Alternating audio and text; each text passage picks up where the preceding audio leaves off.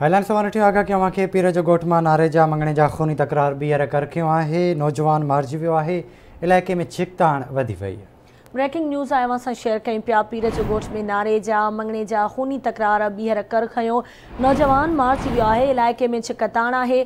बुरादी जतोई थाणे जी अध ॻोठ गुलसन मंगणे जो में नारे जा मंगणे जा खूनी तकरार तां हथियार बंदन तां गोलियूं लॻण सबब नौजवान वलीउल्लाह मंगणे जो क़त्ल थी वियो आहे। मंगणे जा बिरादरी जो चवणु आहे त नारे जा बिरादरी जे हथियार बंदन पीर जो ॻोठ वेंदे नौजवान खे गोलियूं हणी क़त्ल कयो आहे। जॾहिं त ॿिन्ही धुरियुनि में खूनी तकरार तां ॿिन्ही धुरियुनि जा 6 ॼणा क़त्ल थी चुका आहिनि। जल्द फ़ैसिले जी तारीख़ मुक़रर थियणी हुई।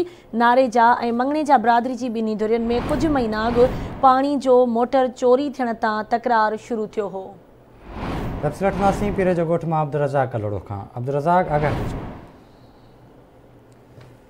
जी अब्दुल रज़ाक आगाह कजो। नारे जा मंगणे जा खूनी तकरार ॿीहर कर खयो आहे। जी बिल्कुल पीर जो ॻोठ वेठो वेझो बरादरी जतोई थाणे जे अंदर ॻोठ गुलसन मंगणे जो मी नारे जा ऐं मंगणे जा में बिरादरी में हलंदड़ खूनी तकरार ॿीहर कर खयो आहे। नारे जा बिरादरी जे हथियार बंदन गोलियूं हणी नौजवान वलीउल्लाह खे क़त्ल करण बस फरार थी वञे। त मंगणे जा बिरादरी जो चवणु आहे त नारे जा बिरादरी जे हथियार बंदन पीर जो ॻोठ वेंदे असांजे नौजवान खे गोलियूं हणी क़त्ल करे छॾियो आहे। यादि रहे त नारे जा ऐं मंगणे जा बिरादरी में ॿिन्ही धुरियुनि में हिन वक़्त ताईं 6 माण्हू क़त्ल थी चुका आहिनि। जॾहिं त कुछ ही ॾींहंनि में फ़ैसिले जी तारीख़ भी मुक़रर थियणी ऐं पाणी जे मोटर चोरी सां ही तकरार शुरू थियो। जी ठीकु आहे। महिरबानी अब्दुल रज़ाक तफ़सील खां आगाह करण जे लाइ।